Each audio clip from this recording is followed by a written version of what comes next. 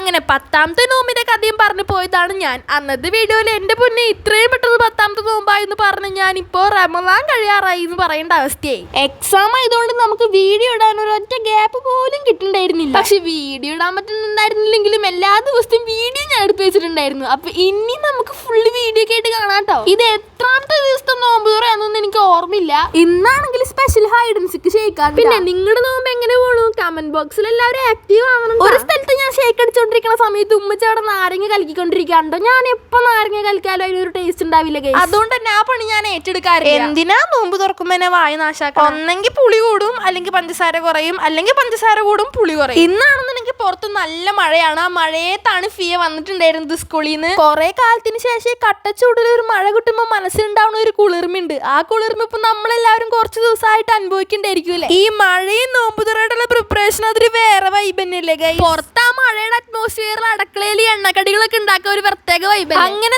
നമ്മുടെ ഗാർണിഷിങ്ങും കാര്യങ്ങളൊക്കെ കഴിഞ്ഞിട്ട് നമ്മുടെ ഹൈഡ് ആൻഡ് സീക്ക് ഷേക്ക് വന്നിട്ടുണ്ട്. ഇതിന്റെ ടേസ്റ്റ് എങ്ങനെയാവുന്ന ഒരു ഐഡിയ ഇല്ല.